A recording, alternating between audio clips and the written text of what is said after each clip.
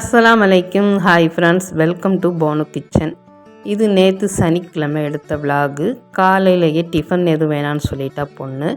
College leave ஒரு வாரமாக விட்டுருக்காங்க. அவ்வளோதான், செமஸ்டர் முடிஞ்சு. சரி, கொஞ்சம் லேட்டாக தான் எழுந்திருப்போம். அதனால் காலையில் டிஃபன் எதுவும் பண்ண வேண்டாமா, இன்றைக்கி ஏதாவது நான்வெஜ் சாப்பிடணும் அப்படின்னு சொல்லிட்டு இருந்தா.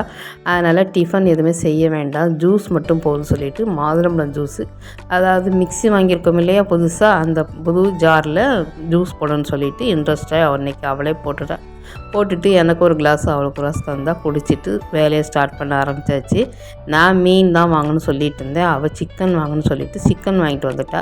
அதுவும் 1 கிலோ சிக்கன் வாங்கிட்டு வந்துட்டா. அவள் வாங்க போன இடத்துல தாத்தா வந்தார், காய்கறி இல்லை வீட்டில் அப்படின்னு சொல்லிட்டு வெங்காயம், சின்ன வெங்காயம், தேங்காய், உருளைக்கிழங்கு, கொஞ்சம் கத்திரிக்காய், தக்காளி, மல்லி இலை, புதினா, இஞ்சி எல்லாம் வாங்கி 300 ஆயிடுச்சு. அதுக்கே கரெக்டாக 295 ரூபா ஆச்சு. 5 ரூபா மிச்சம் எதுக்குன்னு சொல்லிவிட்டு 5 ரூபாய்க்கு மல்லியில் கொடுக்க தந்தான்னு கேட்டேன், தந்தார்.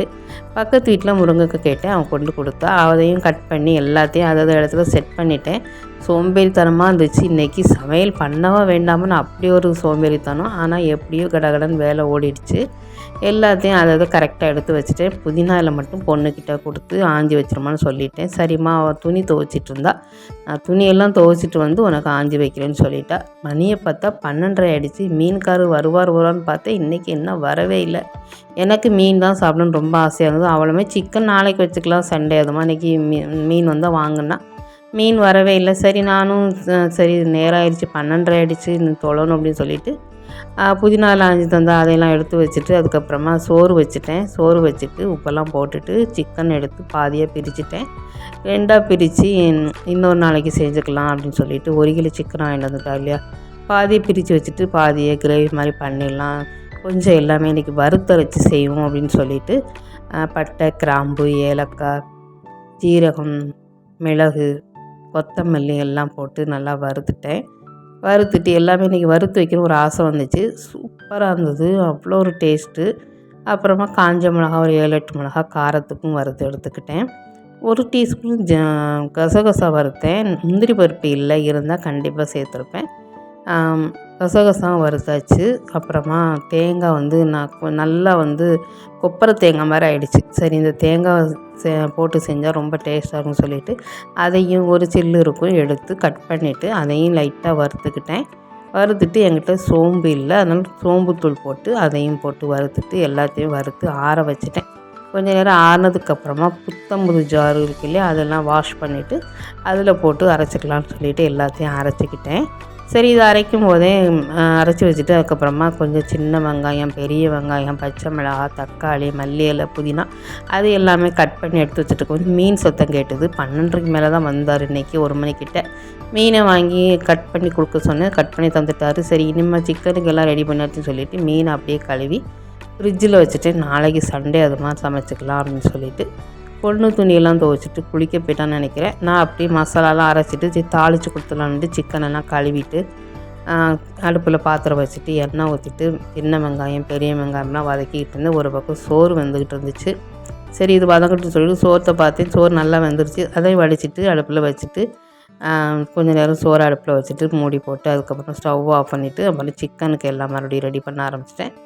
சிக்கன் நல்லா அந்த பாதி வெங்காயம் வந்ததுமா 1 டீஸ்பூன் இஞ்சி பூண்டு பேஸ்ட்டு, இதை அரைச்சி வச்சுருந்ததான் வீட்டில், அதையும் சேர்த்துட்டு அப்புறமா ஒன்றா சேர்க்க ஆரம்பித்தேன். மல்லி இலை, புதினா எல்லாமே சேர்த்தாச்சு. சூப்பராக இருந்துச்சு. சிக்கன் ரொம்ப டேஸ்ட்டாக இருந்தது. என்னன்னு தெரியல, எல்லாமே அரைச்சி வச்சதுனாலே வறுத்து அரைச்சதுனால என்னன்னு தெரியல, ரொம்ப அந்த கொப்பரைக்காய் தேங்காய்லாம் போட்டு வச்சோம், ரொம்ப டேஸ்ட்டாக வித்தியாசமாக இருந்துச்சு. என் பொண்ணு ரொம்ப பாராட்டினா. எப்போ சிக்கன் செஞ்சாலும் ஒவ்வொருத்தருக்கும் ஒவ்வொரு தடவை ருசியாக செய்கிற, எப்படி செய்ய முடியுது ஒரு நாள் அப்படின்னு கேட்பா. அப்புறமா தக்காளி எல்லாம் போட்டு வதக்கிட்டேன். நல்லா வதங்கிடுச்சு. இப்போ மஞ்சள் தூள், மிளகாய் தூள் மட்டும்தான் சேர்த்துருக்கேன். சிக்கன் மசாலா வேணால் சேர்த்துக்கலாம், நல்லாயிருக்கும். கொஞ்சமாக சேர்த்துக்கோங்க. நம்ம மசாலா எல்லாம் ஆல்ரெடி எல்லாமே போட்டாச்சு. விருப்பப்பட்டு அதுவும் சேர்த்துக்கோங்க, நல்லாயிருக்கும். எல்லாம் போட்டு வதங்கினதுக்கு அப்புறமா கொஞ்சம் எண்ணெய் பிரிஞ்சு வரும்போது நம்ம அரைச்ச மசாலாவே சேர்த்துட்டு, நம்ம ஏற்கனவே வறுத்து தான் அரைச்சிருக்கோம், இருந்தாலும் அதையும் சேர்த்துட்டிங்கன்னா அந்த எண்ணெயிலே நல்லா மசாலா பிரட்டி விட்டிங்கன்னா நல்ல எண்ணெய் பிரிஞ்சு வரும். நல்ல வாசமாக இருக்குது, சூப்பர் வாசமாக இருக்குது, நல்ல டேஸ்ட்டாக இருக்கும்னு நினைக்கிறேன். இன்றைக்கி சிக்கனு அருமையாக இருக்குது பாருங்கள். இந்த மாதிரி பாத்திரத்தில் ஒட்டாமல் எல்லாம் நல்லா கலந்து மறுபடியும் எண்ணெய் பிரிஞ்சு வருது பார்த்திங்களா. இந்த டயத்தில் நம்ம கழுவி வச்ச சிக்கனை சேர்த்துருவோம். சிக்கனை சேர்த்துட்டு உப்பு சேர்த்துட்டு நல்லா கொஞ்சம் நேரம் அப்படியே வேக விடுங்க. தண்ணி எதுவும் சேர்க்காம. ரொம்ப ஜூஸியாக, என்ன சொல்கிறது, சாப்பிட்றதுக்கு அவ்வளோ அருமையாக இருந்தது. உண்மையிலே சொல்கிறேன், ரொம்ப டேஸ்ட்டாக இருந்தது. ரொம்ப நாளாக எனக்கு சிக்கனே பிடிக்காமல் போயிடுச்சு. டேஸ்ட்டாக இருந்தாலும் எனக்கு என்னவோ பிடிக்கல. ஆனால் இன்றைக்கி என்னவோ ரொம்பவே பிடிச்சிருந்தது. ரொம்ப காரம் எல்லாம் ரொம்ப பர்ஃபெக்டாக இருந்தது. ரொம்பவே சூப்பராக இருந்துச்சு. எல்லாமே ரொம்ப அழகாக அமைஞ்சிருந்தது. அதுதான் அன்றைக்கி ரொம்ப ஹைலைட்டாக இருந்தது. எனக்கு ரொம்ப பிடிச்சது, என் பொண்ணுக்கு ரொம்ப பிடிச்சது. உப்பெல்லாம் போட்டுட்டு மறுபடியும் நல்லா பெரட்டி விட்டுட்டு, இப்போ பாருங்கள் எண்ணெய் பிரிஞ்சு வந்ததுக்கப்புறமா இப்போ நம்ம மிக்ஸி ஜாரை கழுவி தண்ணி ஊற்றுறோம். ரொம்பலாம் தண்ணி சேர்த்துறாதீங்க. லேடிஸ்க்கு தெரியும் சிக்கனுக்கு தண்ணி விடுன்னு சொல்லிட்டு கொஞ்சம் கம்மியாக தான் சேர்த்துப்போம். ஒருவேளை நம்ம சேனலை பேச்சுலர்ஸ் பார்க்குறீங்கன்னா அவங்களுக்காக சொல்கிறேன், தண்ணி ரொம்ப சேர்த்துக்காதீங்க. கிரேவி செய்யும்போது சிக்கன்லேயே தண்ணி விடும். அதனால் கொஞ்சமாக அந்த மிக்ஸி ஜாரை அலசிட்டு சேர்த்துட்டு நல்லா கொதி வந்ததுக்கப்புறமா மூடி போட்டு சிம்மிலேயே வேக விட்டுருங்க. சிக்கனும் நல்லா வெந்து வரும். அதே சமயம் திக்காகவும் இருக்கும். கிரேவி பதத்துக்கு சூப்பராக இருக்கும். மறுபடியும் சொல்கிறேன், முந்திரி பருப்பு இருந்துச்சுன்னா கண்டிப்பாக அந்த மசாலாவோட சேர்த்து அரைச்சிக்கோங்க, நல்லாயிருக்கும். இப்போ மூடி போட்டு நான் அப்படியே சிம்மில் வச்சுட்டு போயிட்டேன். லுகர் தொழுதுட்டு வந்து பார்த்தேன், தண்ணியெல்லாம் கொஞ்சம் வற்றி சிக்கன் நல்லாவே வெந்து ஜூஸியாக இருந்துச்சு. என் பொண்ணு வாங்கிட்டு வந்த சிக்கன் செம்மையாக இருந்துச்சு. ரொம்ப அவங்க அத்தை வாங்கிட்டு வந்த சிக்கனை விட அவள் வாங்கிட்டு வந்த சிக்கன் இன்றைக்கி ரொம்பவே சூப்பராக இருந்துச்சு. டேஸ்ட்டும் நல்லாயிருக்குன்னு நினைக்கிறேன். பொண்ணு குளிச்சுட்டு வந்துட்டா, ஆஹா சூப்பர் மனமாக இருக்கே, சாப்பாடுன்னு காலையிலே சாப்பிட்லையா, அவளுக்கு பசி வந்துடுது போல். எனக்கு சாப்பிட பசிக்குமான்னு கேட்டால், இதோ ரெடி ஆகிடுச்சுடா அப்படின்னு சொல்லிவிட்டு லாஸ்ட்டாக கொஞ்சம் கஸ்தூரி மெத்தியை கசக்கி அந்த மாதிரி லைட்டாக தூவிட்டு மிக்ஸ் பண்ணிவிட்டு அவளுக்கு சுட சோறும் கறியும் வைக்க ஆரம்பிச்சிட்டேன். வேறு எதுவும் ரசம் எதுவுமே செய்யலை. தயிர் கூட இன்றைக்கி எடுத்துக்கலை. வெறும் சிக்கன் கிரேவி வச்சு தான் சாப்பிட்டோம். ஆனால் ஊறுகாய் வச்சு சாப்பிட்டோம். நான் கொஞ்சம் அப்பளம்லாம் பொரித்து சாப்பிட்லான்னு நினச்சேன். சரி, அவள் பசிக்குன்னு சொன்னால் எனக்குமே பசி வந்துட்டு காலையில் சாப்பிடாதனால ஜூஸ் மட்டும் குடித்தோம்ல, அதனால் 2 பேருமே சாப்பிட்றோன்னு சொல்லிவிட்டு கரெக்டாக 1:30 மணி ஆச்சு. 2 பேருமே ஹாலில் உட்காந்து டிவி பார்த்துட்டே சாப்பிட்டுட்டு இருந்தோம். ரொம்ப என்ஜாய் பண்ணி என் பொண்ணு சாப்பிட்டா. ரொம்ப டேஸ்ட்டாக இருக்குமா, இன்றைக்கி தான் காரம்லாம் ரொம்ப கரெக்டாக வச்சுருக்கேன், எனக்கு சாப்பிட முடியாது இருக்குது அப்படின்னு சொன்னால் எனக்கு ரொம்ப சந்தோஷமாக இருந்துச்சு. சூப்பரான சாப்பாடு சாப்பிட்டாச்சு. அப்புறமா மதியம் வேலை நிறையா இருந்துச்சு. சரின்னு சொல்லிவிட்டு உரப்பு எதுவும் ரொம்ப இருக்குமோன்னு சொல்லிவிட்டு அவள் ஸ்வீட்டெல்லாம் எடுத்து முதல்ல வச்சுட்டா. ஆனால் சாப்பிட்டுட்டு நல்லாயிருக்குன்னு சொல்லிவிட்டு இருந்தாலும் 2 பேருமே அன்றைக்கி கல்யாண வீட்டில் தந்த ஸ்வீட் இருந்துச்சு. தேங்காய் பூ மிட்டாய் தான், மாப்பிள்ளை வீட்டில் கொடுத்துருப்பாங்கன்னு நினைக்கிறேன். சூப்பராக இருந்துச்சு. அதை 2 பேரும் சாப்பிட்டுட்டு அவள் படுக்க போயிட்டா. ஃபோன் எடுத்துகிட்டு நான் அப்புறம் பார்த்தேன், கொஞ்சம் சாதம் மிஞ்சிடுச்சு சாப்பிட்டது. அதுக்கப்புறமா என்ன பண்ணலான்னு இட்லிக்கு தான் ஊற வைக்கலான்னு நினச்சேன். இட்லி மாவு கொஞ்சம் இருந்துச்சு பக்கத்து வீட்டில் வாங்கினதுனால, சரி இந்த வெள்ளாப்பம் ஊற வச்சுருவோம் அப்படின்னு சொல்லிட்டு பச்சரிசி, கொஞ்சம் புழுங்கரிசி, கொஞ்சம் உளுந்து ஊற வச்சுட்டேன். அப்படியே சாதத்தை அதுக்கு மேலே வச்சு விட்டுட்டு, சரி ஸ்டவ் எல்லாம் இனி படுத்தா எந்திரிக்க சோம்பேறித்தனம் ஆகிடுன்னு சொல்லிவிட்டு ஸ்டவ் எல்லாமே க்ளீன் பண்ணி பாத்திரம் எல்லாமே கழுவி வச்சுட்டேன். வீடு மட்டும் பெருக்கலை. அதையும் முடிச்சிட்டோம்னா அசர் தொழுகைக்கு நேரம் சரியாக வரும் அப்படின்னு சொல்லிவிட்டு, ஏற்கனவே நாங்கள் மிக்ஸி வாங்கிட்டு வரும்போது நான் ரிலையன்ஸில் போய் ஜாமான் வாங்க போயிருந்தோம். ரொம்ப லேட் ஆனதுனால அவங்க பில்லு போட மாட்டாங்க, அதனால் கொஞ்சம் சீக்கிரமாக கிளம்புங்கன்னு சொல்லிட்டாங்க. அவசரமாக கொஞ்சம் தான் எடுத்துகிட்டு இருந்தேன். அதுக்குள்ளேயும் லைட் ஆகிடுச்சு. சரின்னு சொல்லி வீட்டுக்கு வந்துட்டோம். சரி, இன்றைக்கி ஈவினிங் கொஞ்சம் எங்கள் பக்கத்துலேயே எங்களுக்கு ஹோல்சேல் ஷாப் இருக்குது, அங்கே போய் பொண்ணு வாங்கிட்டு வரேன்னு சொன்னால் நானும் வரேன். 2 பேரும் நடந்தே போகிற தூரம் தான். எங்கள் வீட்டிலேருந்து கொஞ்சம் வெளியே ரோட்டுக்கு வந்தோம்னா ரோடு கிராஸ் பண்ணாலே கடை தான். சரி, சாயந்தரம் நேரம் அப்படியே காற்றாடிட்டு போயிட்டு வரலாமே வாக்கிங் மாதிரின்னு சொல்லிட்டு 2 பேரும் போகணும்னு சொல்லிவிட்டு அசர்லாம் தொழுதுட்டு காஃபி போட்டுட்டு அதுக்கு முன்னே நம்ம வீடெல்லாம் க்ளீன் பண்ணிட்டா அந்த வேலையெல்லாம் முடிச்சிடலான்னு சொல்லிவிட்டு நான் டக்குன்னு எல்லா வேலையுமே முடிச்சிட்டேன். மதியம் படுக்கலை. காலையில் லேட்டாக எழுந்திரிச்சதுனால எனக்கு தூக்கம் வரல. அதனால் நான் பாத்திரம் கழுவி அடுப்பெல்லாம் தொலைச்சிட்டு எல்லாம் முடிச்சிட்டேன். அப்புறமா போய் அசர் தொழுதுட்டு வந்துட்டேன். நான் அப்புறம் காஃபி கேட்டால் பொண்ணு, அவள் பூ பறிக்க போயிட்டா. காஃபி கேட்டுட்டு சரின்னு சொல்லிட்டு 2 பேருக்கும் நான் காஃபி போட்டுட்டு ஹாலுக்கு எடுத்துகிட்டு வந்தேன். பூ பறித்து எடுத்துகிட்டு வந்துட்டா. பிச்சு கொஞ்சம் ஜாஸ்தியாக பூக்குது, பரவாயில்லை.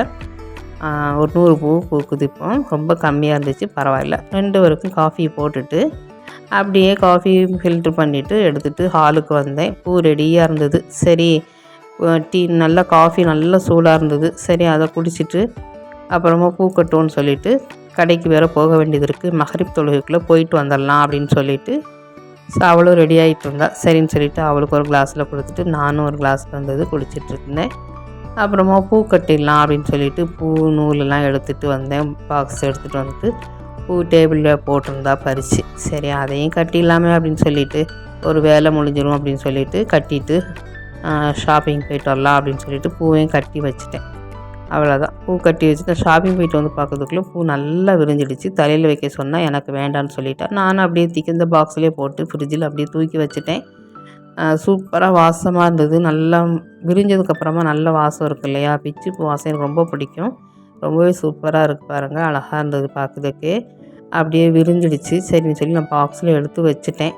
வச்சுட்டு அதுக்கப்புறமா ஷாப்பிங் போயிட்டு வந்த ஜாமான்லாம் இருந்துச்சு. சரி அதெல்லாம் அதாவது இடத்துல எடுத்து வச்சுருவோம் அப்படின்னு சொல்லிட்டு, இது அன்றைக்கி ரிலையன்ஸில் வாங்கிட்டு வந்தோம். அவசரமாக வாங்கிட்டு வந்ததுனால பொண்ணுக்கு சாப்பிட்றதுக்கு பிஸ்கெட்டு, அப்புறமா நூடுல்ஸு, இப்பி நூடுல்ஸு, அந்த மாதிரி கொஞ்சம் பிஸ்கெட் அந்த மாதிரிலாம் எடுத்துகிட்டு வந்தோம், சாக்லேட்லாம். அப்புறமா இது ரெடிமேட் சப்பாத்தி எடுத்துகிட்டு வந்தேன். இது வந்து இன்றைக்கி சாயந்தரம் ஷாப்பிங் போய் எண்ணெயெல்லாம் காலி ஆகிடுச்சு. நல்லெண்ணெய், ரீஃபண்ட் ஆயிலாம் சன்லேண்டு தான் கேட்டேன். அவங்க ஃபார்ச்சூனுக்குன்னு சொல்லிட்டாங்க. சரின்னு மக்ரோனி, அப்புறமா முந்திரி பருப்பு, சுண்டல், ஆப்பத்துக்கு ஊறப்பட்டோம் இல்லையா, சுண்டல் குழம்பு தான் வேணும், கடலைக்கறி தான் வேணும்னு சொல்லிவிட்டு அதுக்காண்டி கொஞ்சமாக நான் கஸ்தூரி அந்த காஷ்மீர் சில்லி வாங்கிட்டு வந்தேன். எப்போவுமே காஷ்மீர் சில்லி வாங்கிட்டு வந்தால் காரமும் ரொம்ப இருக்குது, கலரும் இருக்க மாட்டுக்கு. அதனால் 100 கிராம் டெஸ்ட் பண்ணுறதுக்காக வாங்கிட்டு வந்திருக்கு. எப்படி இருக்குன்னு பார்ப்போம் காஷ்மீர் சில்லியாக என்னன்னு சொல்லிவிட்டு. அப்படியே மிளகூடு, ஜீரகம், பெருஞ்சீரகம், கடுகு, கருப்பு கடலை எல்லாம் வாங்கிட்டு வந்துட்டேன். எள் அப்படின்னு சொல்லிவிட்டு பொண்ணுக்கு ஏதோ பைட்லாம் வாங்கிட்டு வந்தால் எல்லாத்தையும் எடுத்து வச்சிட்ருந்தேன். எடுத்து வச்சுட்டு அப்புறம் ஆப்பத்துக்கு மாவு ரெடி பண்ணி வச்சுட்டேன். ஊற வச்சுருந்தேன் இல்லையா, அதையும் ஆட்டி வச்சாச்சு. அப்படியே ஹாலுக்கு வந்தேன். சரி கொஞ்ச நேரம் டிவி பார்க்கலான்னு சொல்லிவிட்டு சரிகமப்பா எப்போ நான் பார்ப்பேன், என்னோடய ஃபேவரெட்டு. அதையும் பார்த்துட்ருந்தேன். சூப்பராக இருந்துச்சு. பார்த்துட்டே இருக்கும்போது பொண்ணு இன்றைக்கி துணி எல்லாம் நிறைய துவைச்சி போட்டிருந்தா. கல்யாணத்துக்கு நிறைய யூஸ் பண்ணோம் இல்லையா, அந்த துணி எல்லாமே நல்ல துணியெல்லாம் அவள் காய போட்டா ஹாலில். அது காஞ்சிட்டு இருந்துச்சு. ஒரு 8 மணி இருக்கும். அம்மா ரொம்ப பசிக்குன்னு சொன்னால் சப்பாத்தி செஞ்சு தரேனே. இல்லை எனக்கு முட்டை ஆம்லேட் மாதிரி போடுத்தா, சும்மா வெங்காயம்லாம் போடாமல் பொரிச்சுதான்னு கேட்டால். சரி வயிறு பசிக்குன்னு சொல்கிறாள், என்ன பண்ணுறதுன்னு சொல்லிவிட்டு 8 மணிக்கிட்ட ஆயிடுச்சு. சரின்னு பரவாயில்ல அப்படின்ட்டு கொஞ்சமாக உப்பு பெப்பர்லாம் போட்டு அவளுக்கு அதையும் பொரித்து கொடுத்துட்டேன். சப்பாத்தி வந்து கொஞ்சம் லேட்டாக செஞ்சால் போதும், நான் இதை இப்போ சாப்பிட்டுக்கிறேன்னு சொன்னால். ஈவினிங் ஸ்நாக் எதுவும் சாப்பிடல 2 பேருமே. அதனால் மதியம் ஹெவியான சாப்பாடு தானே, சிக்கன் சாப்பாடுன்னு சொல்லிவிட்டு அவளுக்கு அதை பொரித்து கொடுத்துட்டு அவள் சாப்பிட்டுட்டு இருந்தா. சரின்னு சொல்லிவிட்டு நான் கொஞ்சம் அந்த சரிகமாப்பா பார்த்துட்டே இருந்தேன். அது 8:30க்கு முடிஞ்சிச்சு. அப்புறமா தொலை வந்துட்டேன். இஷா தொழுதுட்டு அப்புறமா சப்பாத்தி செய்யலான்னு சொல்லிவிட்டு அந்த ரெடிமேட் சப்பாத்தி தான் சூப்பராக இருந்துச்சு. நம்ம வீட்டில் அப்போ செஞ்ச மாதிரி ஃப்ரெஷ்ஷாக இருந்தது. நல்ல ஈரப்பதமாக இருந்துச்சு, காஞ்ச மாதிரிலாம் இல்லை. சப்பாத்தி நல்லா போடும்போது நல்லா பொங்கி வந்தது புஷ்ஷுன்னு. பார்க்கும்போது ரொம்ப சூப்பராக இருந்துச்சு. என் பொண்ணுக்கு ரொம்பவே பிடிச்சிருந்தது. இதே வாங்கம்மா இனிமேல் வீட்டில் போட்டு கஷ்டப்பட்டு செய்யாதுன்னு சொல்லிட்டு இருந்தா. சிக்கனையும் சூடு பண்ணிவிட்டு சப்பாத்தியும் அவளுக்கு எடுத்து வச்சேன். அப்புறம் அவள் அந்த பிளேட்டில் வேண்டாம், எனக்கு வந்து இந்த பிளேட்டில் தான் வேணும்னு சொல்லிட்டா. சரின்னு சொல்லிவிட்டு அவளுக்கு அந்த பிளேட்டு கொடுத்து நான் இந்த பிளேட் எடுத்து சாப்பிட போயிட்டேன். அப்புறமா நாளைக்கு கடலைக்கறிக்கு ஊறப்படணும்னு சொல்லிவிட்டு கொண்டக்கடலை வாங்கிட்டு வந்தோம் இல்லையா, கருப்பு சுண்டல், அதை வந்து ஊற வச்சிடுவோம் அப்படின்னு சொல்லிட்டு. ஏன்னா நீங்கள் மறந்துடுவேனா, ஞாபகம் வந்தது. சரி அதையும் ஊற வச்சுட்டு போயிடலான்னு சொல்லிவிட்டு பாத்திரம் எல்லாம் கழுவி அடுப்பெல்லாம் தொடச்சிட்டு எல்லாத்தையும் பக்கமாக வச்சுட்டு நானும் மாத்திரைலாம் போட்டுட்டு படுக்க போயிட்டேன். ஓகே ஃப்ரெண்ட்ஸ், நம்ம வீடியோ எண்டுக்கு வந்தாச்சு. நேற்று டே இப்படி தான் போச்சு. சூப்பராக இருந்துச்சு எல்லாமே. முதல்ல சோம்பேறித்தனமாக இருந்தாலும் அடுத்தடுத்து சுறுசுறுப்பாக வேலையெல்லாம் பார்த்துட்டேன். அவ்வளோதான். இந்த வீடியோ பிடிச்சா லைக் பண்ணுங்கள், சப்ஸ்கிரைப் பண்ணுங்கள்.